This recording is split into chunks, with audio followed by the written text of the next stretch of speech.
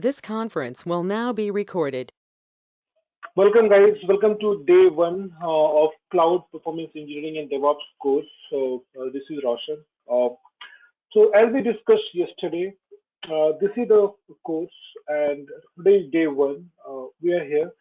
I'm gonna talk about this course today. I'm gonna tell you how we're gonna proceed through this course. I'm gonna just give you this outline to understand more about this course better. And if you have any questions about this course and the flow, and you can ask, and if the time permits, we'll start with the real content, right? So as I was mentioning this yesterday, so we're gonna spend 8 weeks on this course. So it's like a quite extensive course, 40 hours that you need to plan in ahead. 40 hours every day, 1 hour on the weekdays. uh, and we'll be starting our course journey with cloud computing. That's the very first thing that we're going to start. And I'm going to give you the heads up with the cloud. What do we understand by cloud? What, like, the people from an on-prem environment may not understand what cloud is actually, and what is. We just talk about cloud, but what is this and how we can leverage this. There are three different service models that we have. We have infrastructure as a service, platform as a service, and software as a service. So we understand what is this, what does this term mean, and what's the, and on the architecture. If someone has leveraged infrastructure as a service, what role they have, what kind of activities they have to perform, what level of control they have in the cloud. We'll talk about deployment models, different type of deployment models, public, private, hybrid, community. We'll set up AWS account. Everyone is going to have this AWS account without any exception. And and then we'll the first thing that we're gonna do, we're gonna talk about the basics of it, like how to do budget setup, and what do we understand by AWS regions, what is availability zones. So from very basics, coming to the EC2 instance, that's one of the the first service that we have. If I just open the console that I have, you get to see a lot of services, right? When you log into AWS console, uh, currently, I'm logging as an IAM user. When you first get your account activated, you will log in as the root user. I'm gonna tell you how do we create IAM user. IAM user is like, let's say you own a company, you have an AWS account, and you want to provide your employees the AWS access, right? So you cannot offer them the administrative access or the root credentials to everyone, right? You don't want your employees to have same access as you, right? So you will create users. The number of employees that you have, that you have in the company, you will create an IAM user for them. So I have this account, and I've created a username here with this name, and I've added this guy here. So, and I'll just click on sign in here. I have logged in as one of the user. I have not logged in. I'm not logging as the root user here.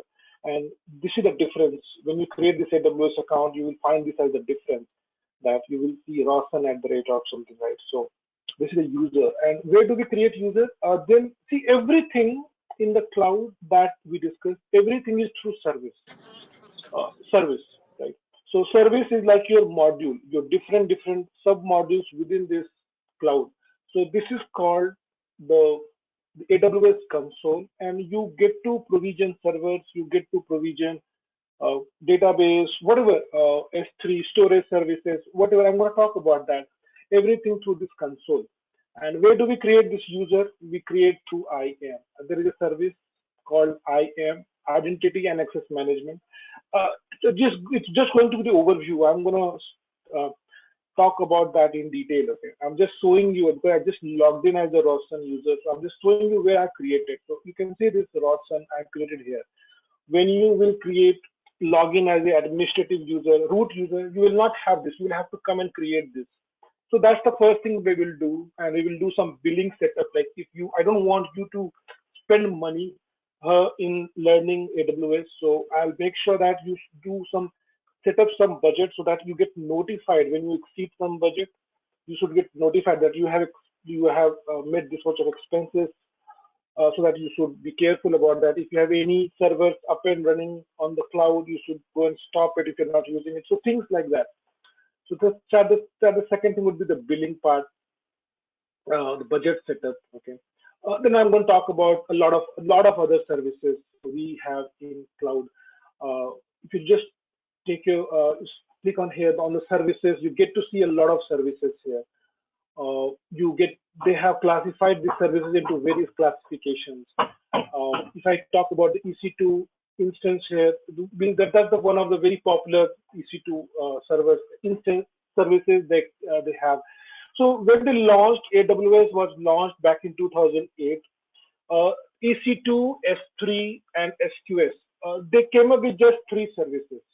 They just came up with these three services. EC2 was just for the servers.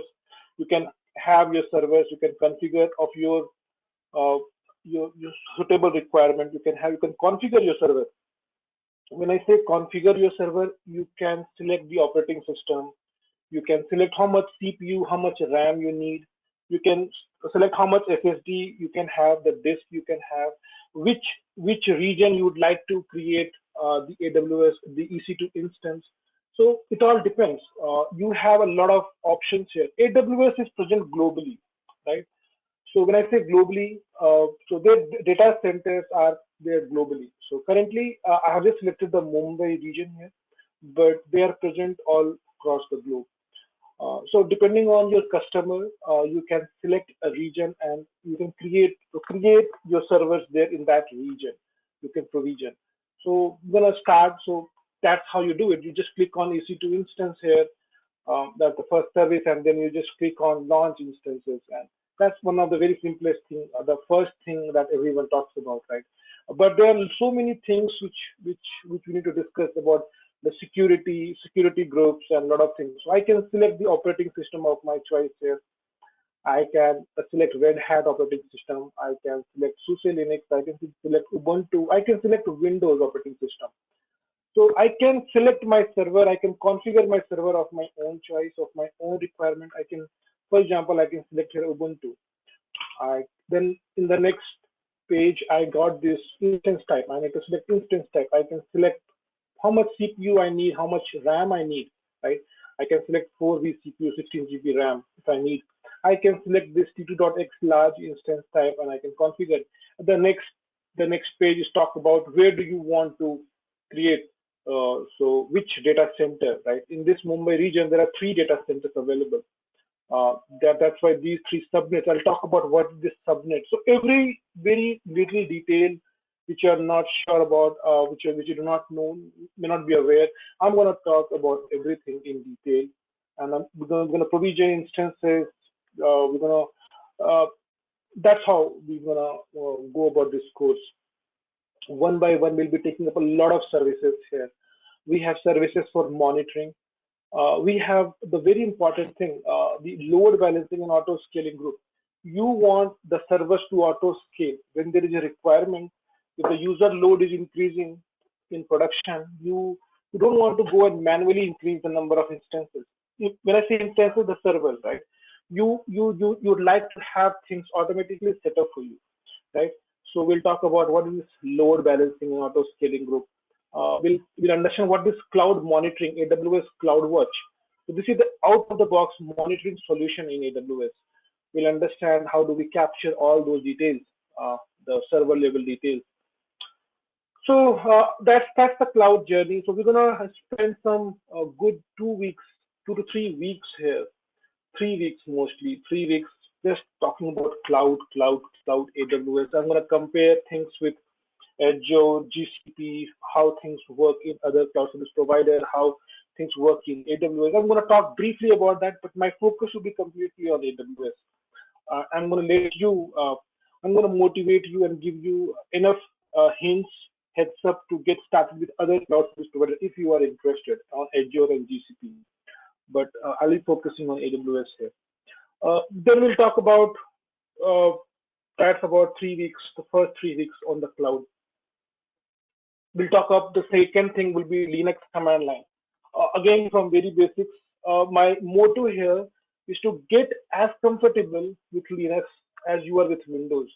So if you are comfortable with Windows today, and if you think Linux is not cup of my tea, I feel uncomfortable or not comfortable working with Linux operating system. If you we have something called control panel, right, in Windows where we set up users. If I ask you the same thing, can you create a user in Linux operating system? How do you create that? So very basic question. So my always the approach is I'm gonna talk to you in Windows term, and I'm gonna do the same thing in Linux. That's how you learn things. For me, the way I think, Windows is one operating system, Linux is another. But I have seen many people struggling, not comfortable with Linux because they have not got that exposure on Linux. So this particular thing is for them. Again, so I'm gonna very start from very basics, and I'm gonna talk about self scripting. How do we automate things using self scripting? Once we have a good understanding of all the commands that we have, how can we make sure that do self scripting? So I'm gonna do a self scripting of monitoring things. Let's say if you do not have any commercial tools, like let's say likes of App Dynamics or Dynatrace, that's for the, more on the APM side. But let's say on the host side, host monitoring, Windows servers monitoring, if you in an organization do not have any commercial tools, how can you write a self script to just get those details so that you get to see all the CPU, memory, disk utilization for all the test duration? How would you do an auto self scripting for that? You're going to learn that as well. So I'm going to spend quite 3 to 4 days here on the Linux part. So very from very basics. Uh, I'm going to talk a lot of use cases, through a lot of use cases for you to automate things. Uh, then we're going to talk about architectures, the different, because our course is going to start with monolith and microservices because we are focusing towards containerization. Virtualization we have understood, right? We will focus on the containerization and microservices. Where do we host these microservices? And that's when this Docker come in. How do we install Docker? What is the architecture of Docker? What are operations you have in Docker? How do we install Docker for different operating systems? Basics, uh, common Docker operations, commands, what is Docker Hub, what is docs.docker.com, what is Docker file does. So Docker volume, Docker compose. We're going to talk a lot about Docker because Docker is a fundamental thing. When you talk about containers, it all starts with a container engine. You need to have container engine installed in your VM, and that's how you create containers. And Docker is one of the most popular container engine out there in the market. There are other players as well, but not as popular as Docker. We're going to talk about that. So we're going to spend again 3 to 4 days here.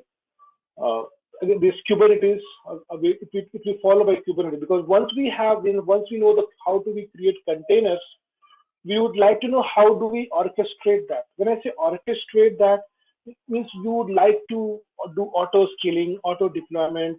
How do you manage? How Google was managing the workload so well.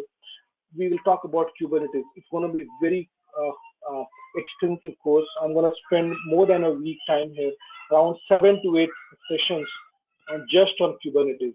But it's quite complicated, and once you understand, it becomes simple. But from outside it looks quite extensive course. So I'm going to make it simplify that, talking about each and everything. What is pod deployment, multi-container pod, and life cycle. What are different services that we have? Node port, cluster IP, load balancer. How do we do auto scaling here, and things like that. So 7 to 8 sessions here on the Kubernetes part, and we'll end up with the DevOps course, DevOps part, the performance engineering role in DevOps, and then the continuous performance testing in DevOps. How do we how do we create pipeline? How can we help? Because DevOps is at the organization level. It's not your responsibility. It is not just the responsibility of one engineer, automation engineer, or performance engineer, or security engineer. It spans across the industry. at the company level, but you got to contribute there with your job, performance job, because once that job is successful, then only you'd like to deploy your code in production. And we're going to lot talk about Jenkins. So Jenkins is the most popular CI continuous integration tool out there in the market. We'll talk and we'll take JMeter as an example, and we'll demonstrate this CI/CD pipeline. Uh, so this is how this course would look. Again, this would take around 5 to 6, 5 to 7 sessions, around 7 sessions, and that's how this course is completely designed into 8 weeks, 40 hours. It's not going to be less at all. Uh, so that's exhaustive course out there. So be prepared if you're in getting enrolled for this course to spend every hour, 1 hour with me on the weekdays, and I can promise you that you will understand every part of it. That's what I can assure you. And yes, you need to practice without no doubt. Whatever we're going to discuss in the session, you're going to spend again the same amount of time practicing it, because I want you to do it. And you can also spend some time in the weekends as well. And you can ask me questions. We'll have in the WhatsApp group, we'll have a separate WhatsApp group for the people who are getting enrolled. And you can contact me for any question you have about this course. Uh, right, any questions for now? I'll take a quick break. Any questions?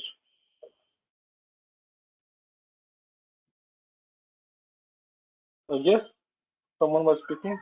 Roshan, Roshan, I just have one, it's not question, it's just, like all these, all these topics, like you have mentioned, all these can be available, on the internet.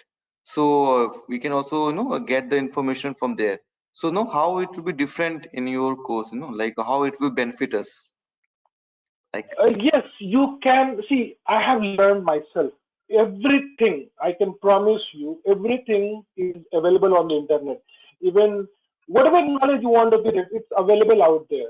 But this is what a very customized course. I have designed it personally, thinking the aspirants who need to scale up in the career in a very quick time. I'm gonna talk about a lot of interview questions here out there. I'm gonna it's in 40 hours you will not find everything in one place. Okay, you can get the topics, you can learn it. It's fine. If you have that much, you can do it. Please go ahead and do that. But what I'm offering here is it's a very package. So this complete package and from very basics, you will have to browse hundreds of videos, 500 videos, days, months to find that basic knowledge. Everything is from scratch and everything is prepared. I have done it, so I know the pain of the exploring everything and making it simpler. I know that I have that part where I'm coming in to explore everything, to learn everything, to know everything, to explore and making it simpler for you. To because I understand what these things are. So this is going to be very simple and for everyone from scratch course. Yes, and without any doubt, everything is present over the internet. Oh. Whatever topic you talk about, technology, non-technology, any field, whatever, medical field, everything is out there in the internet. But what it is, what offers this particular course, it's very simplistic approach. And from very scratch, the people who have zero knowledge are the perfect people to enroll for this course. Because I'm going to talk about from very basics. And I'm going to ramp up. That's the importance, USP of this course. Okay, okay. And I hope that along with the theoretical, we will also be doing the practical sessions as well. Everything is practical. Okay. I don't believe in theory. I don't like theory. I'm going to show you the best way you learn by seeing things. Not going to define you these things. I'm not going to give you the slides, just the slides. Yes, for your reference, I'm going to give you the slides. And here is the list, complete list of all the material that you'll be getting. This is from my last batch. Okay, I'll be creating again for a Jan batch, Jan 2022, and I'm gonna have for every topic cloud computing. Here it is. I'm gonna share all these things with you. You cannot download this. You will only view this, and you will have lifetime access. I have prepared it, and it's if you look at the cloud computing, everything is very simplistic put here. The the simplest as it can get, and it has around how many slides? 200, around 180 slides, from very basics of things and everything for the Linux command line, for container engine, or for the Kubernetes, for DevOps. I'm gonna send you a lot of commands in Kubernetes. Uh, you're gonna get YAML files which are required for the Kubernetes things. You're gonna get some shell scripting, the CPU memory disk utilization, and the way we write. You're gonna get a lot of things.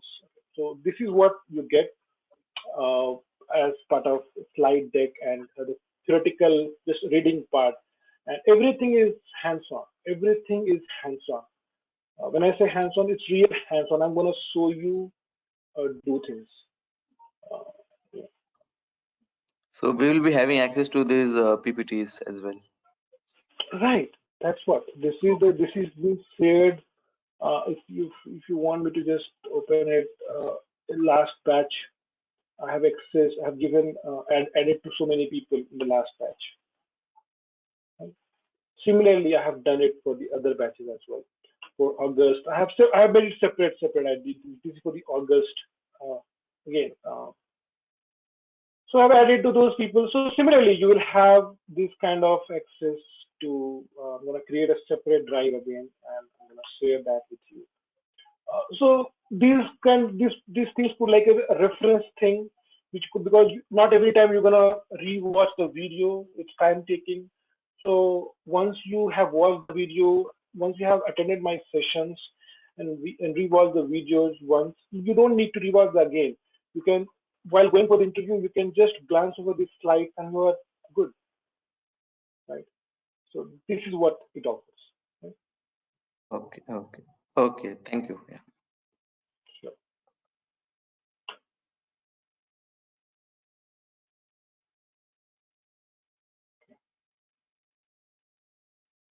Okay. I do see some things here. Can you come down on the cost? It's not, you don't discuss cost with me. There is a separate person, Mr. Kumar. You need to get in touch with him. Okay. I don't talk about cost. You need to contact Mr. Kumar. Here is this number. You can find his number here. Okay. This is his number. You can contact Mr. Kumar for if you're looking to attend this particular training. You need to contact him. I'm gonna share this link again. All the details which you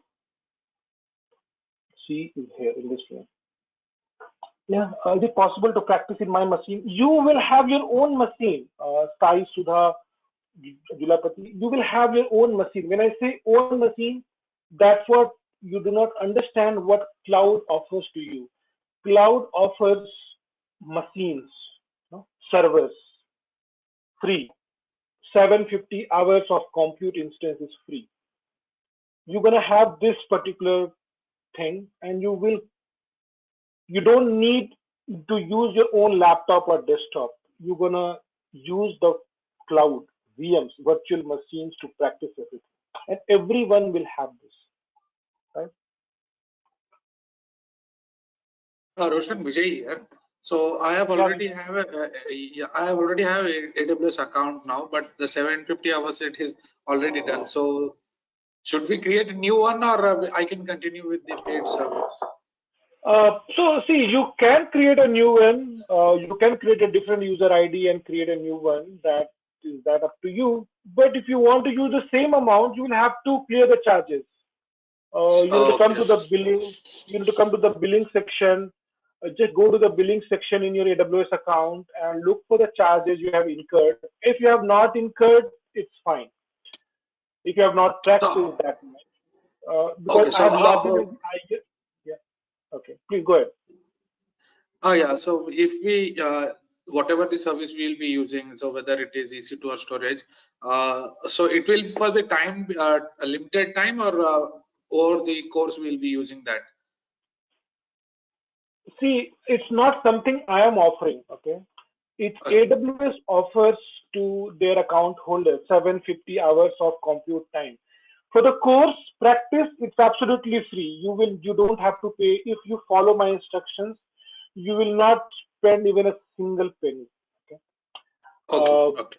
Currently, I cannot see the billing because I am logged in as the IAM user, and this IAM user is not having Mhm. this permission. And that's why we create IAM user, because you don't want users to have all the access or everyone to have all the access, right?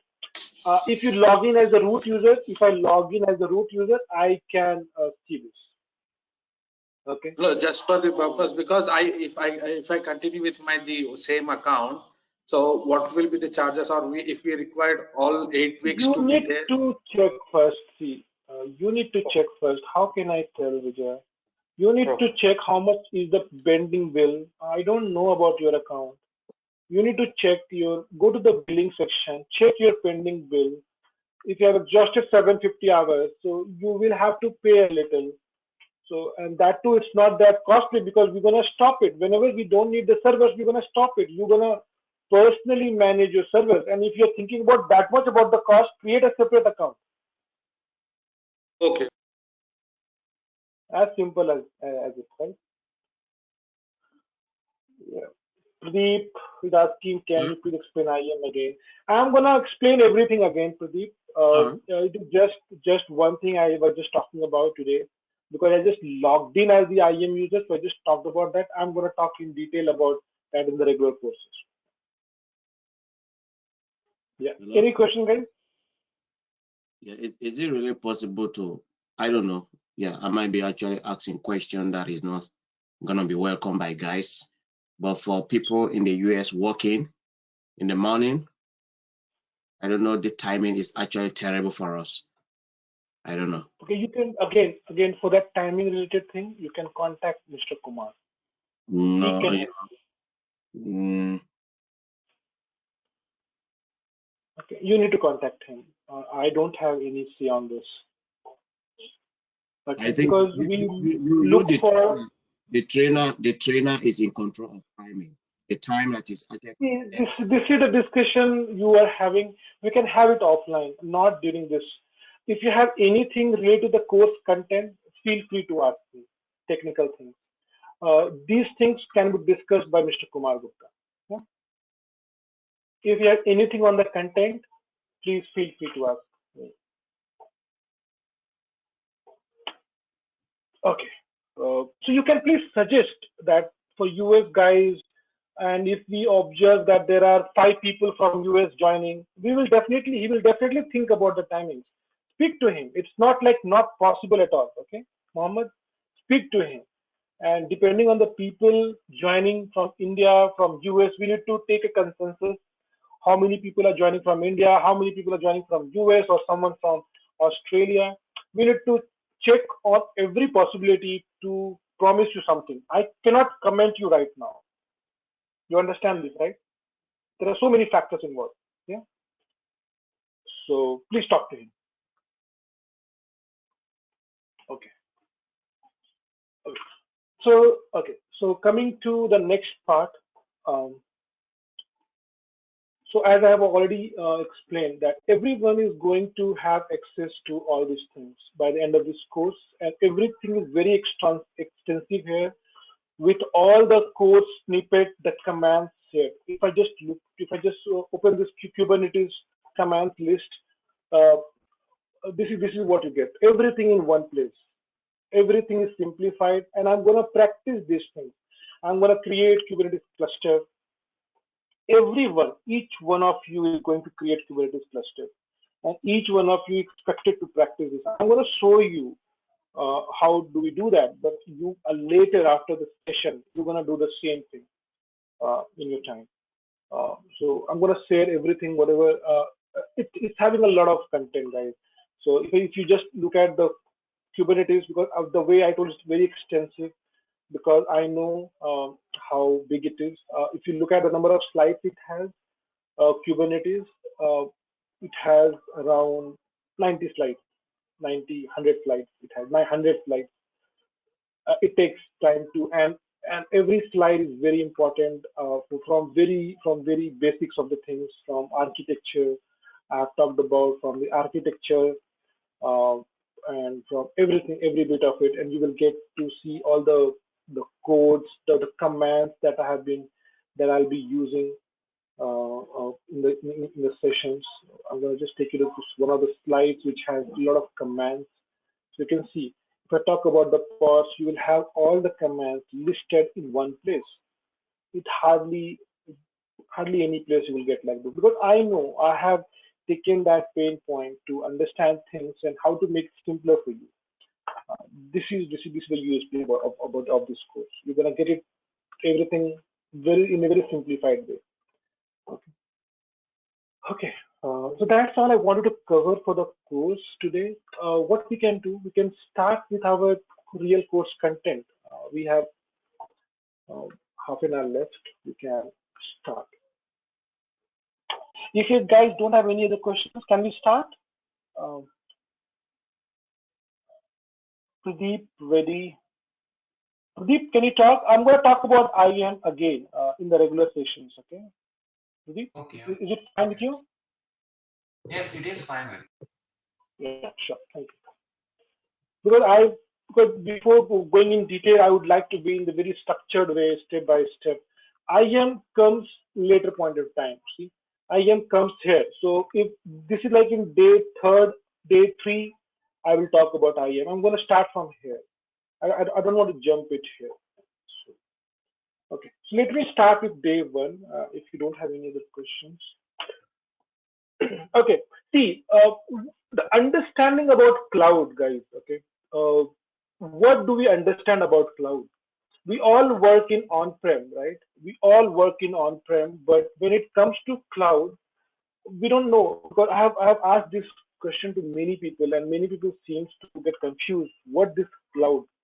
When I say cloud, it is not different. You should know that it is not different than your on-prem. On-prem cloud, it's a big buzz. But if you people who do not understand the real thing, it's a big complicated, a big word for them. Cloud. We want to learn cloud. That I understand.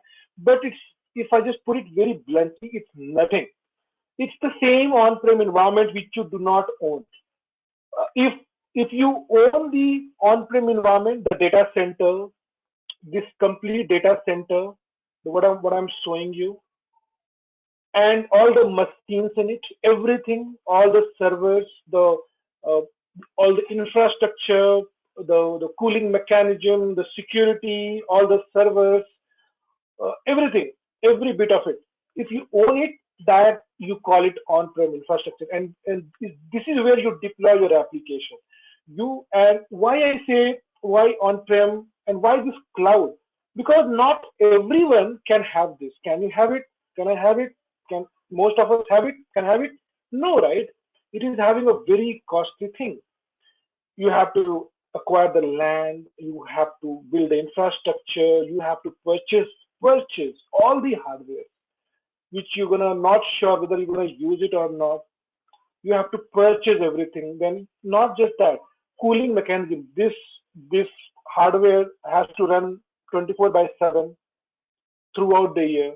This will generate a lot of heat. You need to do cooling mechanism. It is a very costly affair. Owning the data center and operating it. Operational cost is huge, huge, and that is what the data center is. And when I say cloud, what is cloud? If I do not own this, okay, let's say AWS owns it, Amazon owns it, Azure, Microsoft, Google owns it. They have set up this complete infrastructure. And what I'm asking, okay, AWS, can you do one thing? Can you give me one server? I will give you the specifications: 8 vCPU, 8 cores, 8 vCPUs, 32 GB RAM. Give me some 1 TB of SSD drive, and give me in this region, because they have multiple data centers. Uh, they would say, agree, fine, deal. I'm going to give you that, but I'm going to charge you something for that.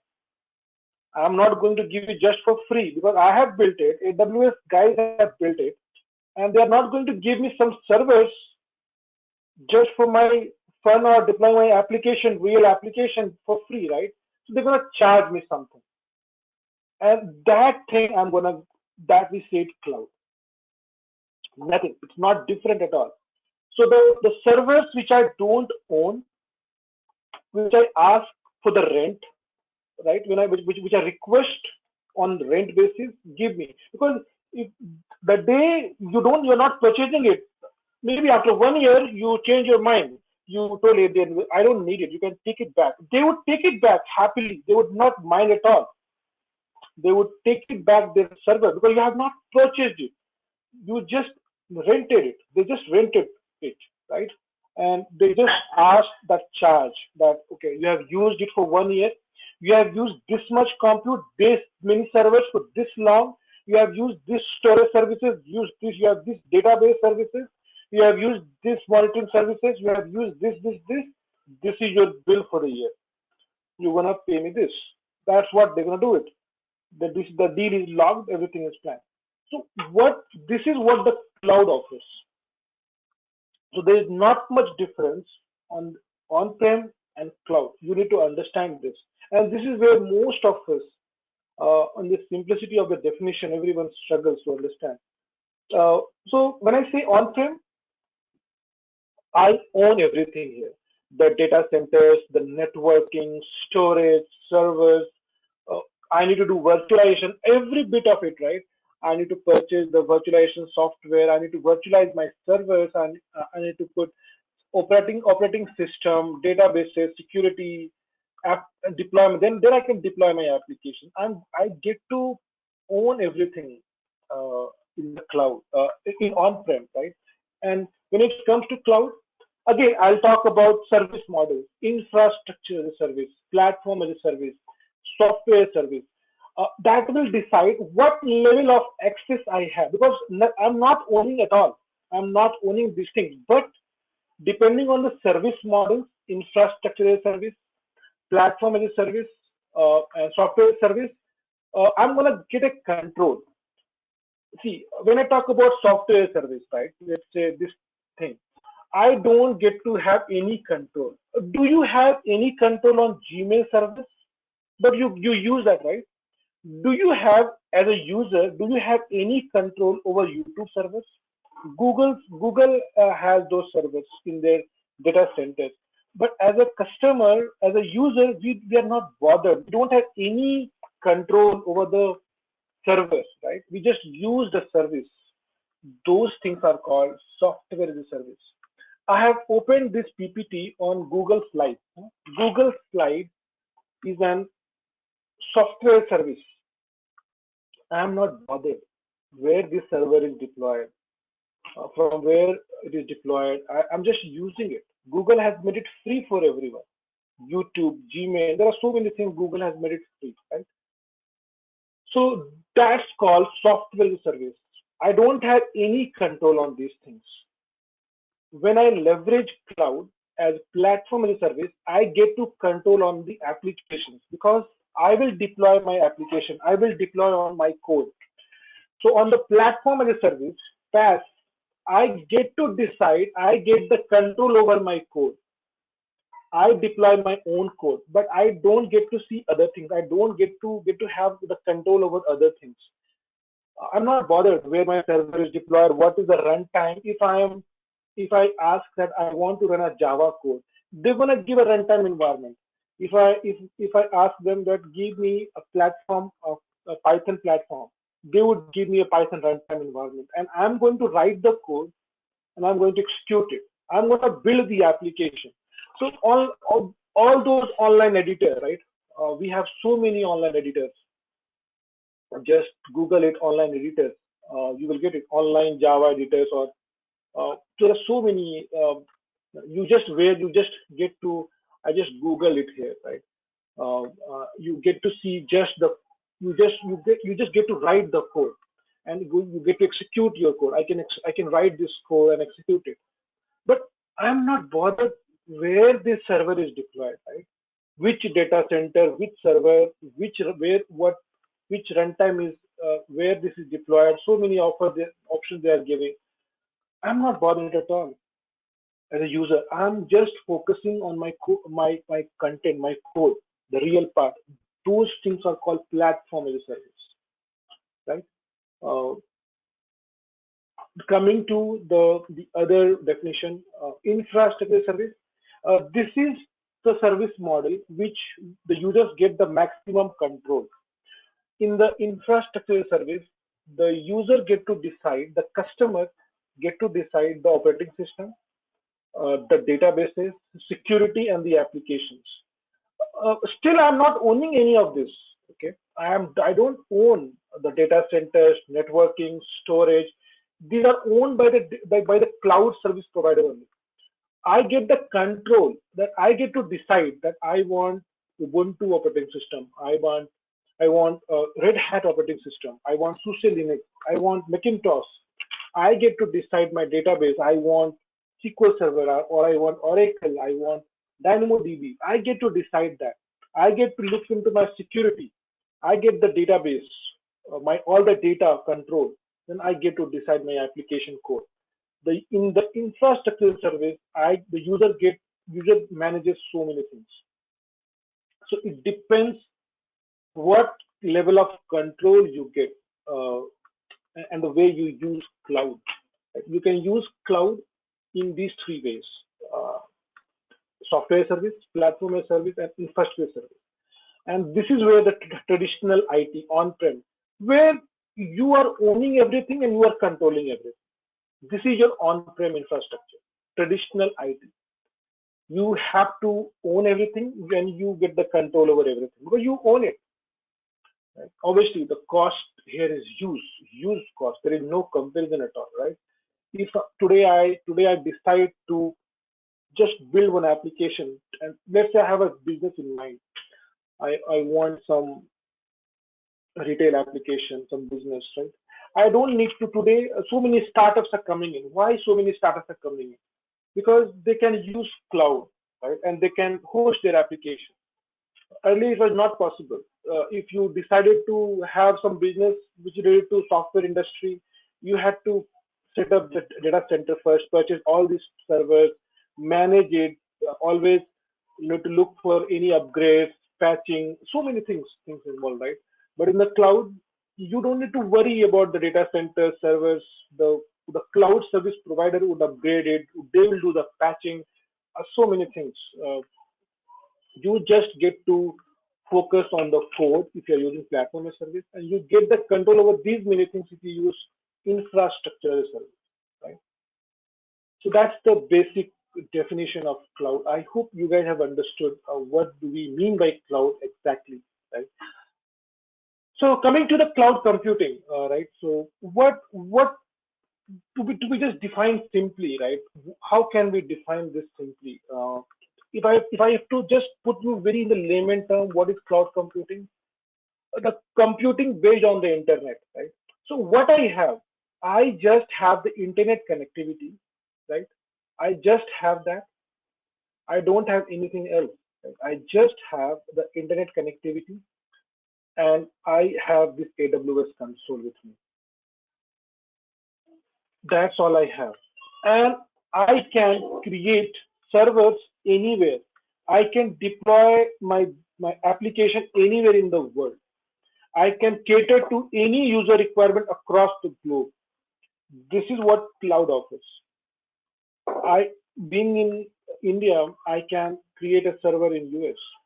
I can just select this region, California, North California region, or in Europe, or in Sydney, or in Singapore, anywhere. If my user base, customer base is going to be in Australia, I can create my servers in Sydney. Right now, I can deploy my application remotely. I don't need to go to Australia to set up my application, to set up my server. Being remotely, I can do everything. I can create database, I can create servers, I can have storage services, I can have networking in place, everything. I can have Kubernetes set up, everything in place remotely. So what is cloud computing? If I have to just put it in a very simpler term, so cloud computing is a term used to describe the use of hardware and software delivered via network. That's all. computing based on the internet. That's all you have. Internet connection, cloud console.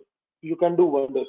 But you need to know how to use it, and you need to understand what you can do, and because that's what your company, whether you are working or you're gonna be work, they're gonna have their application.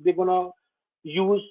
They're gonna have software service or platform as service or infrastructure service. They can use cloud in many ways. You need to understand what is your role and what you are supposed to do and how to operate and how to work.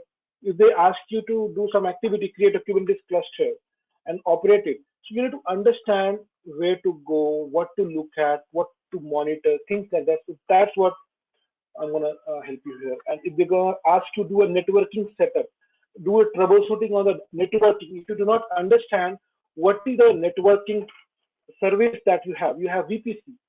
That's the virtual private cloud. That's the networking service that you have. So whatever you have it, if I create a server, if I can create a server in Sydney or in Australia or in Europe or in US, there is some network in place, right?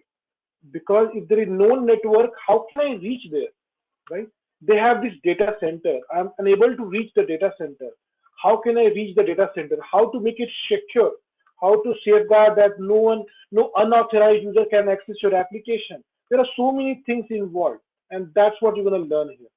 It's not about just EC2 instance. There are so many security related stuff you're going to understand here, and slowly we're gonna talk about that, right? I'm just trying to make it definition clear for you. What is this cloud? So customers, what is this? So before cloud computing scenario, what was the situation when there was no cloud? Customers need to own all the hardware and other components in the data centers, right? And then only they can run the application or programs. Allows people access to same kinds of application. And why do we need cloud computing? Because I want to reduce on my cost, right? I don't want to spend so much building data center. I just want to leverage it. All the companies think that way, right? The company, those who use cloud, that's how they think. Netflix is such a big firm, but they have complete all the content that you see in Netflix is hosted in S3. S3 is where? AWS S3. It's a part of AWS. S3 is a simple storage service. All the content that you see, NASDAQ, all the repositories that they have, for the US exchange, all the details they have, they're dumping in the S3 Glacier. All the records, so many years, right? So they use cloud. Even the company who have on-prem infrastructure, they are not ready to invest in on-prem another infrastructure. What they do, they are taking cloud as a backup.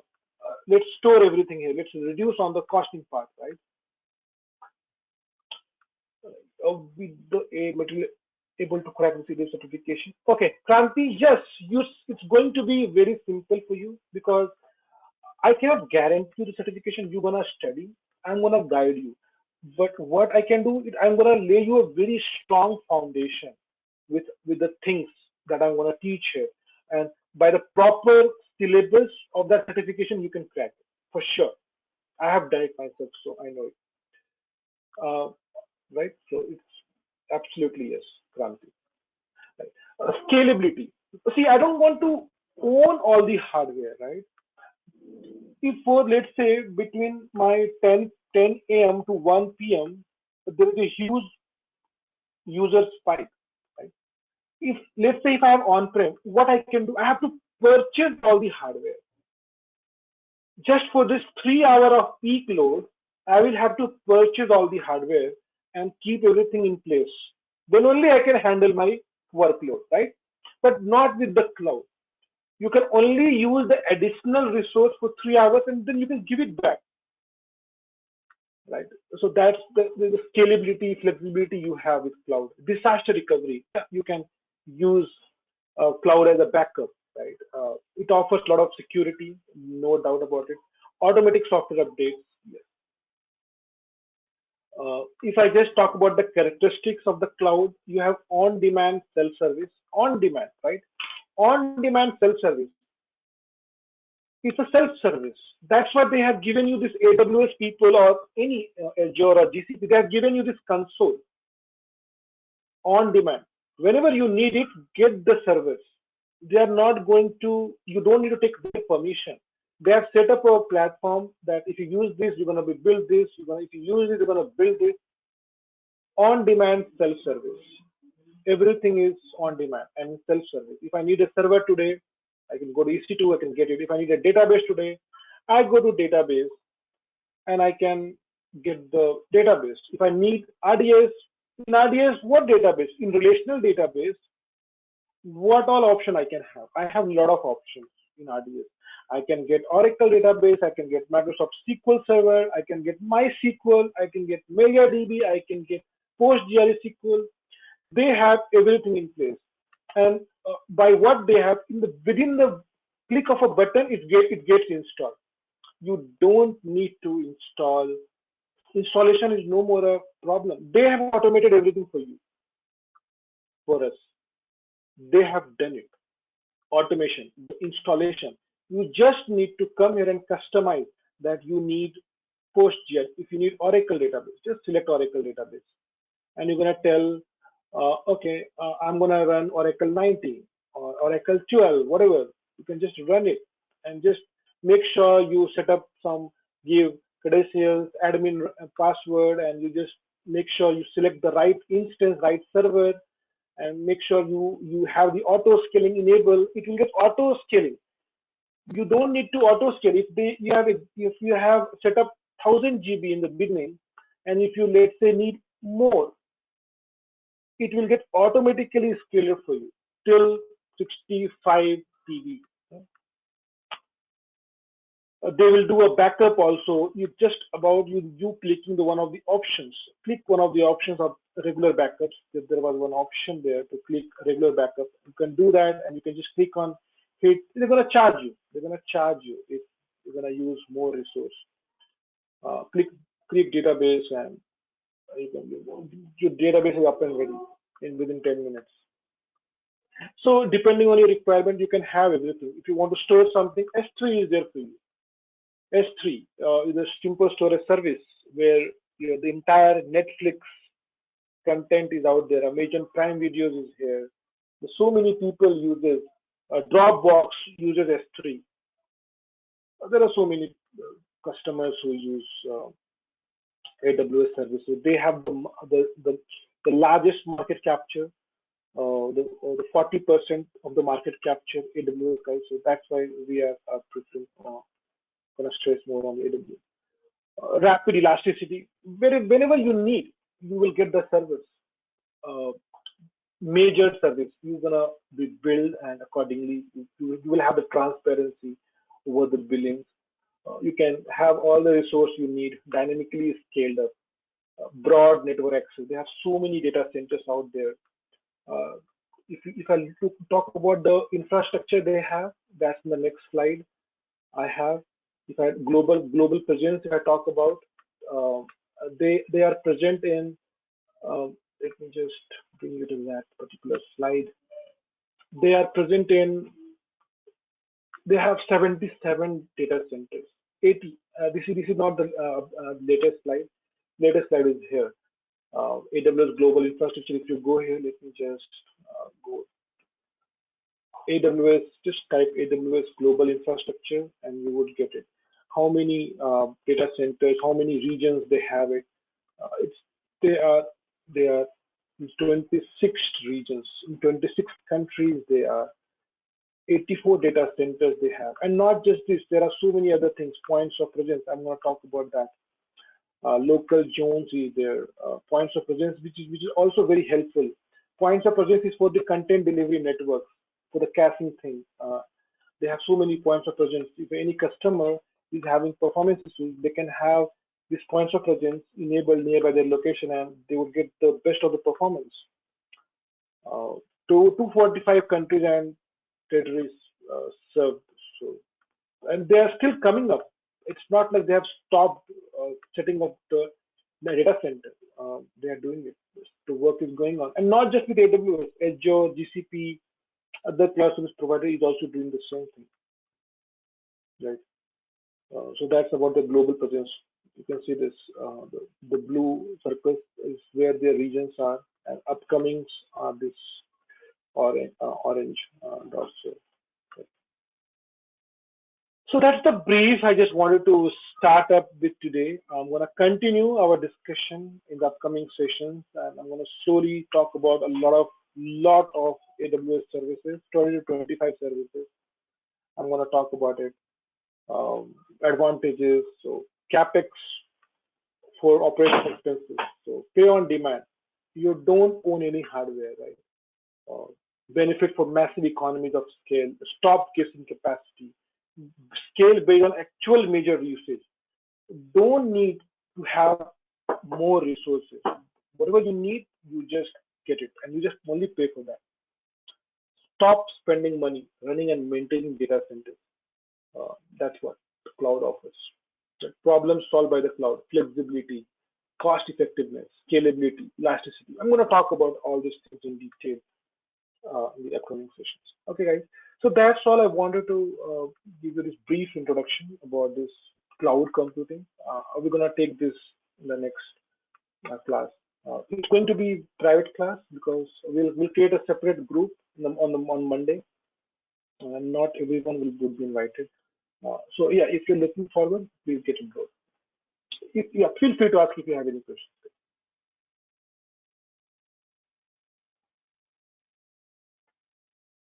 Are we all Hi, good? Roshan. Okay. Hi, Pradeep. Yeah. I have a little doubt. Are you going to are you going to explain about while we are going through an EC2 instance, there is a particular scenario like we may need to log in via SSO ID, and we need to give access EC2 instance to the particular members in the organizations. Right. Are you going to explain in that way, or are you just going to give Right. creating So, sequence? no, see, as I mentioned you, right, the first thing is IAM user is for that. I think for the same reason you were asking this question. IAM user is what defines what permission you have. Not Yeah. everyone in your organization can create EC2 instance. Only the person whom you want, as an administrator, who you want to create EC2 instances can only create that. So that's what we're going to discuss in IAM. We're going to talk about IAM roles, and not everyone can create all the instances, right? So that's what we're going to talk about in IAM. Why I'm asking is, in my organization, I need to be taking care of all of these things. Why? Because I'm working as a lead as of now, and I need to create the instance. I need to give the access to the particular people, and I need to give the access and enough of the EC2 instances via Jenkins. These type of things I need to do, and I'm looking forward to join to be this course if it is helpful for me. Right. So that's what the first thing that you need to master IAM basically, Pradeep. One of the very important services in IAM. You need to master this for your. Uh, But looking at your roles and responsibility, you're gonna work mostly on IAM, the security, adding users, having right policies to the users, having roles. So we assign policies to the groups. See, there could be one group for a developer, one group for the tester, one group for the operations guys. So we create groups, and then we give permissions to the groups, and then we add users to the group, right? That's how yeah. it works in any organization, and we're going to understand that. And my background is a performance test, and as of now, I'm working as a performance engineer. So Right. thank you, Roshan, So, for the right. course. So if you're working for a performance engineer, so maybe in future you will have many more responsibilities, which will be very important for you to know Linux, containers, Kubernetes, Jenkins. Yeah, So yes, it's going to be very important for you. But yeah. for And now, also there is as per your current role, you need to focus on the IAM because you have been given um, this role of yeah, designing and giving permissions, right? So yeah. And also another thing is I need to spin up instances, EC2 instances and the data source via Jenkins also.